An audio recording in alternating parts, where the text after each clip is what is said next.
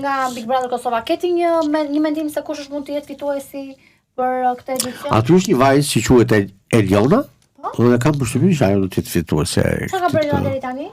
Asnjë gjë, në shtëpi dhe është e urtë kaq. Mendon se. Po. Dhe fitoi ajo. Nuk e di, domethënë mua më kam befasuar se kur më parë ndonjëherë. Jo, por realisht, sepse për herë në Big Brother VIP Kosova ndodh që fiton ai që s'duhet ta fitojë. Realisht. Domethënë në çdo Big Brother aty kur s'ka fituar ai që duhet ta fitojë. Po ndërhyrje nga palë të treta, është diçka në mes që diskutohet. Nuk e di fare. Një njeriu që nuk e meriton. Tek nishi prisnin të gjithë ta fitonte Juliana Nura, e fitoi stresi. Po, e vërtetë. Po të lexoje Instagramin, ishin të gjithë për asaj Julianës. Po. Një gjë të ke dyshi, kush e ka fituar? Harrova tash.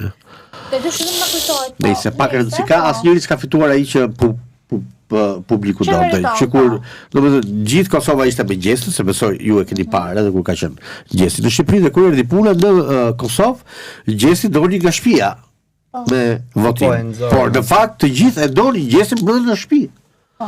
Ajo është, domethënë Big Brother nuk unë se ndjek fare tash atë të Kosovës, sepse në çdo puntat, nuk është se kanë një gjë me një programim dhe nuk është se kanë shkuar pas mendimit të publikut. Dhe hyrjet e fundit që ishte gazetari dhe Goga dhe Aleksandra. Kush është Aleksandra dhe me çfarë qëllimi hyri aty dhe çfarë do bëj aty në atë? Nuk është Aleksandra, ishte nga Vlora, thanë që është vulkan, mos ditë një vulkan që ka emrin Aleksandra, po, nëse gjithsesi ta shohim sa vulkan është, do shpërthej po apo jo, se këto hyn si vulkan dalin si kënet zakonisht. Po, gjithë këto që hyn që unë do bëj namin, këta dalin maksimum brenda 10 ditësh, maksimumi. Po. Kështu që ai qyshi pastaj është, nuk e di, Artan Kola, inshallah po i shërben për të rikthyer në treg kaq. Për gjë tjetër, se kur e pash dhe ishte më duk sigurisht se realmente pas që më Stafa. Patëm dhe një eliminim Lore, këngëtarja që doli. Të bë kështu, të doli këngëtarja. Nuk po e shifja dot më sepse kisha vetëm Amanet, tash më e dim këngë ishte yll, ne e kemi pëlqyer. Po tash bëj diçka tjetër në shtëpi, jepi. Po mendon se kjo të realizoi Loren për të Amanet. Edhe eksperiencë së saj. Keni një gjë që ke dëshirë ta ndash me ne, në një gjë që të kam bërë? Nuk kam absolutisht. Ti e bëre parashikimin tënd dhe the që kjo është. Ju kam vjen juve diçka pengëse, ose jo, në kuptimin që është era e fundit sepse jo se nuk kam ta komentuar më, se patjetër se nuk dihet kurse çfarë situatë. Unë po pres të futet dikush me datë 24, që unë kam shumë shok edhe pres që të japi një vrutër i shtëpisë. Po, dhe nuk themi një gjë për këtë. Si është sa i gjatë është, a është Esmera është bjond, sa është pjesë e televizionit apo patjetër, pra është pjesë e televizionit, ka pasuar diku në Top Channel, tani punon në Klan. Është një djalë shumë mishkathët, është nga Elbasani, etj. Clinton dhe Qira. Jo. Okay. Është nga Elbasani. Okej. Mirë. Domethënë nuk ke ndonjë asgjë tjetër. Shko, Bigo është i paparashikueshëm edhe mund të ndizet më vonë, domethënë nuk filloi situata. Nuk i dihet kur, nuk i dihet kur, kështu që. Mirë. Nuk i dihet kur. Mirë, okay. Në gjë tjetër doni? Unë jam. Nëse jo, po ka diçka. Po tash ti ruaj çfarë edhe për një punta tjetër. Mos e harxo të tëra. Okej, mi po i mbaj. Besoj se e zauruam. Po më çuditë domethënë si gjithmonë ti të lë pa frymë, se me idenë që e tregove më një herë pa e nisa shoh si thuhet. Po e kam zakon, po patjetër. Po, dhe nuk bëhet për të diskutuar, mendon ti? Fare. Okej. Fare.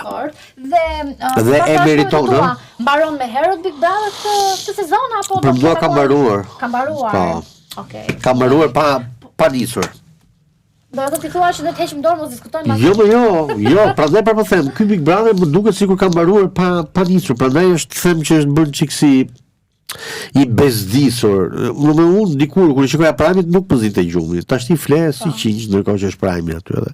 Detyrohen pastaj ta rishikoj edhe një herë në YouTube, se më humbet shumica. Nuk ka dinamizëm. Nuk ka asnjë gjë. Çat shikoj, ai sherri i ndjeshëm aty të çfarë ishte ky? Erik Qafës me Kristin ishte o zot që nuk e di se si mund të zihet njeriu për atë budallik. E pa konceptueshme. E kam përshime trap për çdo gjë vetëm. Pas gjë kot pa lidhje.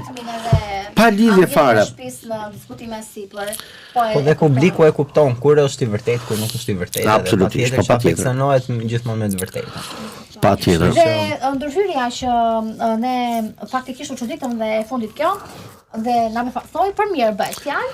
Anketa Vesiu ishte si një opinioniste aty në Anketa Vesiu duhet bëj urgjentisht Big Brother. Mendon që duhet që kjo Anketa Vesiu duhet bëj Big Brother. Katapultohet në Top Channel apo do rikthehet sërish në Në gjë ajo që mua po më pëlqen më shumë është në fund dy gigantë televiziv, po nuk po e shohin më njëri tjetrin si rival, po janë një lloj bashkëpunimi shumë të frytshëm, njëri me tjetrin dhe mirë bëjnë. E para, e dyta, shqyr që ra kjo tabuja që ti punon atje dhe mos hajde më këtu. Po. Top Channel dhe Sepse Flami, ishte, domethënë ishte shumë e shëmtuar kjo gjë, që shikoheshin si armiq. Është kop. Domethënë ata dy profile krejt të kundërta, njëri me tjetrin. Top Channel është spektakle etj, Klani është më informativ, ka gjatë gjithë kohës ato telenovelat etj, është më familjar.